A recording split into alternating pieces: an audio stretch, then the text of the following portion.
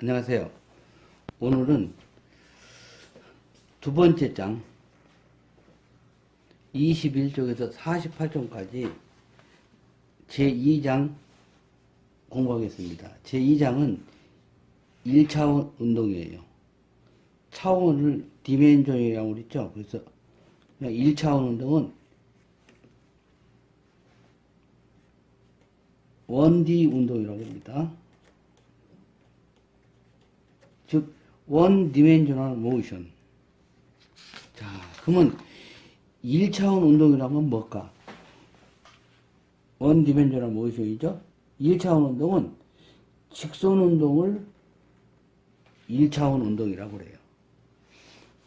직선 운동이라는 것은 운동 중에서도 가장 단순한 운동이에요. 단순하다는 게 중요해요. 단순하다는 것은 뭐냐면 복잡한 것을 이루는 기본이 된다. 단순 더하기 단순 더하기 단순이 복잡? 복잡이라고 하면 안 되겠죠. 단순 더하기 단순 더하기 단순은 beautiful. 모든 복잡한 것을 이해할 수 있는 기본이 된다는 얘기예요. 즉, 운동으로 따진다면 아주 복잡한 운동, 아주 복잡한 운동을 이해할 수 있는 기본이 된다. 기본이 된 운동. 근데 이해하는데 그냥 이해하는 게 아니야. 단순한 것을 이해하는 거야말로 복잡한 것을 이해할 수 있는데 아주 쉽게 이해할 수 있다는 것을 생각하면 돼요. 어떻게 복잡한 것을 아주 쉽게 이해할 수 있는가는 이제 2차원 운동 가면 그때 하겠어요. 3장에서. 2장에서는 복잡한 운동을 이해할 수 있는 기본 운동이라고 생각하면 돼요. 한마디로 따져서 곱셈을 하는데 일단 곱셈을 하려면 뭐가 되겠어요? 구구단을 외워야 되겠죠. 구구단만 안다면 원칙적으로 따진다면 아무리 복잡한 곱셈도 할 수 있는 거죠. 그래서 이번 시간에는 곱셈으로 따진다면 구구단에 대해서 공부한다고 생각하면 되겠어요.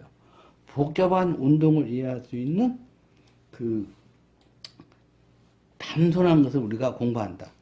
이게 직선 운동만 안다면 곡선상에도 운동하는 것, 혹은 공간 3차원에서 운동하는 것도 결국은 가장 단순한 직선 운동만 이해한다면 아주 쉽게 이해할 수 있다라고 생각하면 되겠어요. 자, 그래서 가장 운동 중에서 단순한 운동이란 건 무엇일까요? 그것은 등속 직선 운동. 이 세상에서 운동 중에서 가장 단순한 운동. 일정한 속도로 가는 거야. 등속 직선 운동. 직선 운동 중에서도 가장 단순한 운동. 등속 직선 운동. 또 자유낙하 운동. 이렇게 떨어지는 운동이야. 자유낙하 운동. 이 두 가지만 이해한다면 모든 운동을 이해할 수 있는 그 구구단을 익히는 거나 마찬가지야. 그러니까 굉장히 쉽죠. 여기서 굉장히 쉽단 말은 뭔 말이냐면 구구단은 몇 단까지 있어요? 9단까지 있죠. 그러나 운동은 2단까지만 있다고 생각하면 돼요. 등속 직선 운동하고 자유낙하 운동 두 가지만 잘 이해한다면 모든 운동을 아주 쉽게 이해할 수 있다라고 생각하면 되겠어요.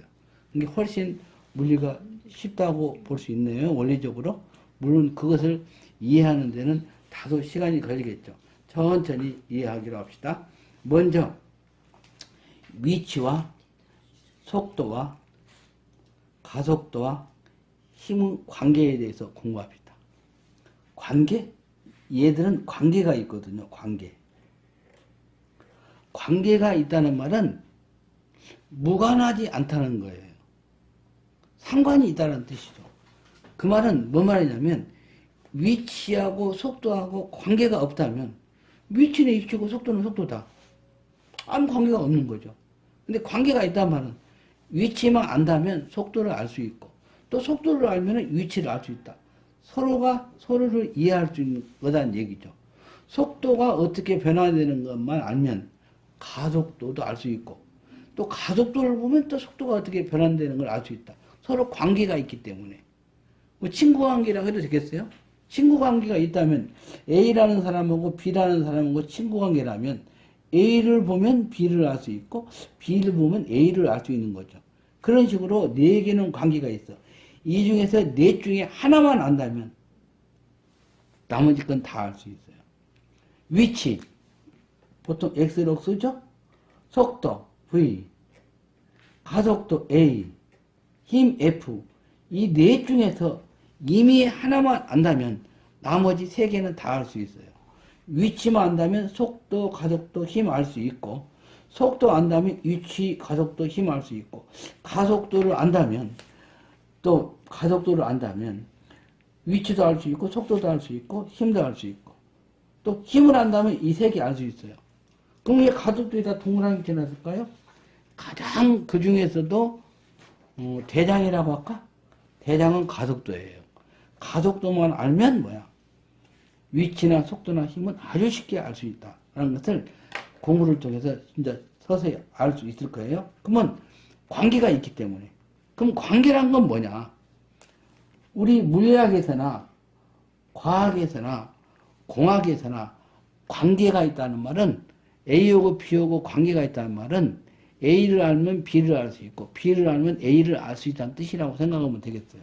그러면 A와 B 사이는 어떤 관계가 있을까?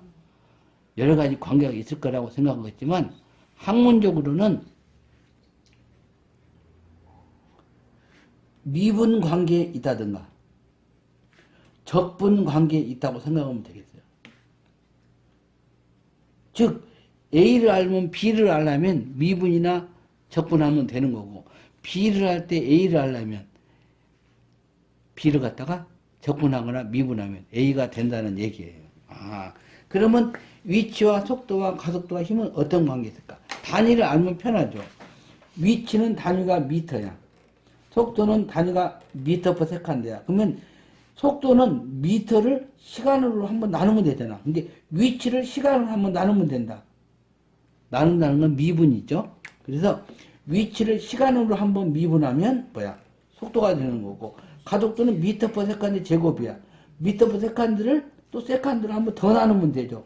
그 시간으로 한번 더 나누면 된다. 그러면 가속도가 되는 것이죠. 그 다음에 힘은 킬로그램 미터 퍼 세컨드 제곱이야. 가속도에다가 킬로그램을 곱하면 되겠구나. 즉 질량을 곱하면 되겠구나. 그 반대는 뭐야? 곱하기의 반대는 나누기죠? 미분의 반대는 적분이죠? 또 뭐야? 위치에서 속도 하려면 미분하면 되고 속도에서 위치하려면 적분하면 된다. 갑자기 또 뭐야? 나는 물리도 못하는데 물리 시간이 왔더니 뭐 미분이 나오고 적분이 나오니까 나 너무 어려워. 미치겠어. 그러면서 물리가 어려운데 미분 적분 나오면 혹시 물리는 수학을 잘해야 되는 거 아닌가? 수학 잘 못해도 됩니다. 물리를 잘하기 위해서는 그냥 수업 시간에 열심히 듣고 반드시 듣기만 하는 게 아니라 뭐야? 강용 노트를 이렇게 출력해 와서 저하고 같이 쓰면서 같이 공부하면 쉽게 알 수 있어요. 처음에는 좀 어렵게 생각될 수 있으나 자꾸 하다 보면 쉬워지거든요. 그러니까 항상 같이 공부합시다. 자, 특별히 미분이나 적분을 할 필요 없어요. 이 물리에서 말하는 미분이나 적분은 아주 쉬운 미분이나 적분이야. 특별히 고등학교에서 미적분을 전문적으로 공부 안 했어도 그 중에서도 아주 간단한 미적분 공식 한 2개 정도만 써먹을 거예요. 그러니까 미분 적분 잘 못해도 공식 2개만 외워가지고 미적분 한다고 생각하면 되니까 너무 어렵게 생각하지 마세요. 자, 그 다음에 이건 이제 나중에 문제를 품으로써 쉽게 더 알 수 있습니다. 자, 위치와 변이. 변이라는 말은 원래 뭐야? 위치의 변화라는 뜻이야. 위치의 변화를 줄여가지고 변이라고 합니다. 위변이라고 안 하고, 변화? 변화됐다는 말은 처음 값이 있고 마지막 값이 있어. 변화는 항상 뭐야? 나중값에서 처음값을 뺀 것을 변화라고 그래요. 만약에 2에서 4로 바뀌었다 그러면 나중값이 4, 처음값이 2. 그러면 변화량은 나중에서 처음값 뺀 거 플러스 2가 되겠어요. 만약에 4에서 2로 변했다면 변화량은 마지막 값에서 처음 값 뺀 거 2에서 4를 빼야 되는 게 마이너스 2. 그렇죠? 마지막 값에서 처음 값 뺀 걸 변화량이래요. 변화량이 플러스 2다 그러면 2 증가했다. 변화량이 마이너스 2면 2 감소했다. 변화는 증가나 감소를 한꺼번에 변화라고 한다. 플러스 변화는 증가, 마이너스 변화는 감소가 되겠어요. 그게 위치의 변화는 뭐야? 위치의 변화는 나중 위치에서 처음 위치를 뺀 것이네요. 그래서 그러면 시간이 t일 때 위치는 어떻게 쓰냐? x, t 그러면 되겠어요. 그러면 이건 t일 때 위치야. 예를 들어서 연습을 해본다면 x0 그러면 뭐야? 처음 위치.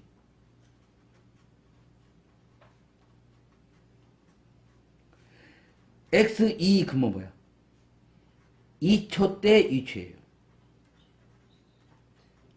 아주 편하죠? 밑에다가 있으니까 밑에 것부터 읽어요. 이렇게 읽을 때는 뭐야?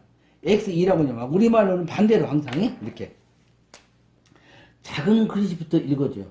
2초 때 위치, 0초 때 위치 이렇게 그런 식으로 해석을 해. 해석할 때는 항상 뭐야? 뒤에서 앞으로 즉 작은 글씨부터 의미를 생각한다. 2초 때 위치 이것은 xt는 t초 때 위치 혹은 이렇게 쓰기도 합니다. xt 그러면 처음 위치는 뭐야? x0 2초 때 위치는 x2 이런 식으로 써도 되는데 이렇게 쓰는 것보다는 뭐야? 이런 식으로 쓰는 것이 더 편하고 많이 쓰니까 이런 식으로 씁시다. 그 다음에 변화라는 건 항상 두 개를 써야 돼요. 그러면 1초에서 2초까지의 변이는 어떻게 쓸까? 변이 1초에서 2초. 그러면 1, 2는 뭐야? 1, 2부터 해야죠? 1초에서 2초까지의 변이. 그러면 0, 2는 뭐예요?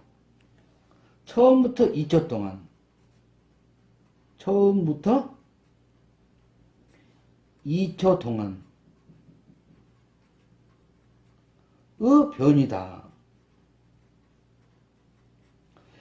x 3, 4 그러면 3초에서 4초 동안은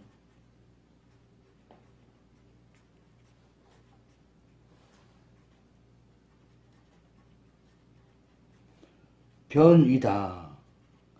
이런 식으로 나타낸다고 생각하면 좋겠어요. 자, 그 다음에 1초, x1, 2는 변이니까 각각 쓴다면 반드시 나중값에서 처음값 2초 때 위치에서 첫 번 1초 때 위치를 빼면 된다. 나중 위치에서 뭐야? 처음 위치를 뺀 값이 그것을 우리가 변이라고 한다. 항상 물리학에서는 어떤 숫자가 두 개가 나왔을 때는 각각 따로 쓸 수 있거든요. 따로 쓸 때는 뒤에 거에서 앞에 걸 빼면 되겠어요. x1, 2는 x2-x1 이런 식으로. 아주 쉽죠? 자, 그러면은 두 번째로 이제 예를 들어서 한번 생각해 보자. 자, 물체의 이치와 변이를 표기하는 방법에 대해서 한번 공부해 봅시다. 자, 예를 들어서 x0가 0m 그러면 0초 때 위치, 처음 위치, 출발 위치가 0m 그러면 원점에서 출발했다고 합시다. 2초 때 위치는 위치가 0x예요. 플러스 4m 이렇게 썼어요. 그 말은 뭔 말이냐면 플러스는 뭐 오른쪽이라고 해도 되겠어요. 오른쪽으로 4m 지점에 위치해 있다. x4는 마이너스 8m 지점 그러면 왼쪽으로 8m 지점이 떨어져 있다. 동서로 온다면 플러스는 동쪽, 마이너스는 서쪽, 오른쪽 왼쪽으로 온다면 플러스는 오른쪽, 마이너스는 왼쪽. 그럼 좋겠어요? 자, 어떤 물체가 처음에 원점에 있었다고 봅시다. 원점은 영어로 뭐야? 제로라고 쓰죠? 오라고 쓰죠? 원점은 영어로 오리진이에요. 그래서 원점은 오라고 쓰죠? 근데 물리학에서는 뭐야? 그 관찰자가 observer인데 원점에 observer가 있다고 생각하면 돼요. 항상 물체가 어떻게 운동하지? 라고 관찰하는 사람이 있는데 관찰하는 사람은 항상 원점이 있다고 생각하면 돼요. 그러니까 물체가 이 지점에 있다 그러면 뭐야? 아, 관찰자가 이 지점에 있는데 관찰자를 기준으로 해서 오른쪽으로 3m 떨어진 위치에 있다. 자, 2초 때 물체의 위치는 관찰자를 중심으로 해서 오른쪽으로 3m 지점에 있다. X4는 4초 때 물체의 위치는 관찰자를 기준으로 해서 왼쪽으로 8m 지점에 위치해 있다. 이런 식으로 쓰면 엄청 편하죠. 여기까지는 X0이라고 썼어요. 처음부터 2초 동안의 변이, 위치의 변화. 아, 오른쪽으로 4m 갔구나. 2초에서 4초 동안의 변이는 쭉 가죠. 아, 왼쪽으로 12m 이동했고, 그 다음, 그거는 뭐야? 처음부터 4초 동안은 결과적으로 왼쪽으로 8m 이동한 것이 되겠구나. 이런 식으로 우리가 알 수 있는 거죠. 자, 의미를 한번 봅시다. X0이 그러면, X0가 0이다 그러면, 물체의 처음 위치는 원점이다. 혹은 출발 위치는 원점이다. X2가 3 플러스 4다 그러면 뭐야? 아, 2초 때 위치는 관찰자를 기준으로 해서 혹은 원점을 기준으로 해서 오른쪽으로 3m 지점이 있다. 혹은 동쪽 방향으로 3m 지점이 있다. 혹은 오른쪽으로 3m 지점이 있고 X4, 4초 때 위치는 마이너스 8m. 그러면 뭐야? 4초 때 위치는 서쪽 방향으로 8m 지점이 있다. 혹은 왼쪽으로 8m 지점이 있다라고 생각하면 되겠어요. 그렇게 물체가 운동한다고 합시다. 직선상에서 우리는 이 장에서는 직선 운동만 하니까 직선 운동은 X만 갖고 따지면 되겠죠. 평면에서는 앞으로 운동할 자, 오른쪽 왼쪽으로 운동할 수도 있고 앞으로 운동할 수도 있고 뒤로 운동할 수도 있어요. 그래서 오른쪽과 왼쪽은 X로 나타나면 좋고 평면은 나오면 나중에 이제 3장에서 하겠지만 평면은 Y까지만 나오면 되겠죠. 네? 그럼 뒤로 가려면 뭐야? 플러스로. 앞으로 가려면 플러스. 뒤로 가려면 마이너스. 이런 식으로 하면 되겠네. 오른쪽은 뭐야? 플러스. 왼쪽은 마이너스. 앞으로는 뭐야? 플러스. 뒤로는 마이너스. 아니면 또 위로는 플러스. 아래로는 마이너스. 이런 식으로 나타내면 3차원까지 공간에서 아주 쉽게 나올 수 있어요. 우선 2장에서는 아주 쉽게 뭐야? 직선운동 X만 가지고 따집시다. 자, 그렇다면 2초 동안의 변이는 얼마일까? 기울음을 어떻게 써요? X0, 2. 그럼 X0이니까 변이를 구하려면 0이니까 마지막 위치에서 처음 위치를 빼면 된다. X0은 X2 마이너스 X0하고 똑같으니까 두 번째 위치는 그리고 변이는 크기뿐만 아니라 방향까지도 나타내기 때문에 항상 이렇게 괄호 열고 닫고로 나타내면 좋겠어요. X2는 플러스 4죠. 그러면 플러스 4 이렇게 하지 말고 괄호 열고 닫고로 항상. 그 다음에 마이너스 X0는 0 이렇게 나타냈어요. 왜 숫자 계산 값에다가 가로를 쓰냐면 가로를 써줘야 훨씬 안 헷갈리고 쉽게 계산할 수 있습니다. 그만큼 전부 다 계산하면 미터가 된다. 그러면 계산하면 얼마야? 2미터다 이렇게 쓰겠죠. 아니 4미터다. 여기가 4미터다 이렇게 쓰겠지만 그렇게 하지 말고 앞으로는 뭐야? 플러스 4미터다 이렇게 써야 되겠어요. 4미터고 플러스 4는 뭐냐면 4라는 것은 크기만 나타내는 거예요. 플러스 4는 방향까지도 나타냅니다. 그러면 플러스 4는 뭐야? 아, 처음부터 2초 동안에는 4m를 운동한 것이 아니야. 어떻게? 오른쪽으로 4m 이동했다 라는 뜻이에요. 혹은 동쪽으로 4m를 이동했다. 그러니까 플러스 마이너스를 안 쓴다는 것은 굉장히 편리한 거죠. 우리가 대부분은 마이너스는 쓰지만 플러스는 생략해버리죠. 여기서는 생략할 일이 아니에요. 써준다면 그것은 크기뿐만 아니라 방향도 같이 나타내는 것이에요. 그래서 꼭 써줬으면 좋겠어요.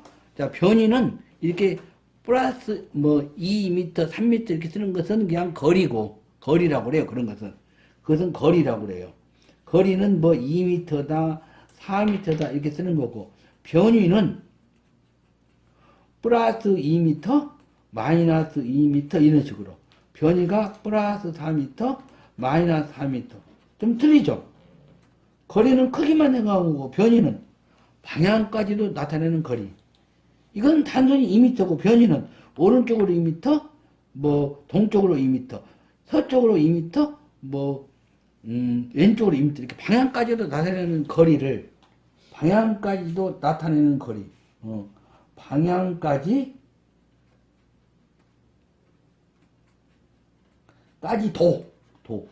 크기뿐만 아니라 방향까지도 나타낸 거리. 거리가 변이라고 생각하면 되겠어요. 그래서 변이는 반드시 플러스 마이너스까지 써주면 좋겠어요. 자, 2초에서 4초 동안의 변이는 마지막 위치, 4초 때 위치에서 2초 때 위치를 뺀다. 가로 열고 닫고로 했어요. 4초까지의 변이는 4초 변이 위치는 왼쪽으로 서쪽으로 8m 빼기 그다음에 2초 때 위치는 오른쪽으로 4m. 봐봐. 왼쪽으로 8m 빼기 오른쪽으로 4m는 계산하면 마이너스 하니까 마이너스 12m. 그러면 2초에서 4초 동안에는 왼쪽으로 12m의 위치의 변화가 생겼구만. 그만이란 뜻이죠. 와, 편리하구나. 그 다음에 출발 후 4초 동안, 처음부터 4초 동안, 그럼 마지막 위치 빼기 처음 위치. 마지막 위치는 마이너스 8 빼기 처음 위치는 0. 이런 식으로 변이를 계산할 때는 반드시 크기뿐만 아니라 방향도 나타낸다. 헷갈릴 수 있으니까 이렇게 괄호 열고 닫고로 나타내면 엄청 편리하면서도 절대 틀리지 않는다. 만약에 괄호 열고 닫고를 안 해주면 많이 틀릴 겁니다. 그렇게 하지 마세요. 그럼 답은 마이너스 8m이다. 즉 처음부터 4초 동안은 위치의 변화가 왼쪽 방향으로 혹은 서쪽 방향으로 8m의 위치가 변화했다는 뜻이죠. 굉장히 편하죠. 자, 이쯤에서 잠깐 쉬었다가 또 강의를 진행하기로 합시다.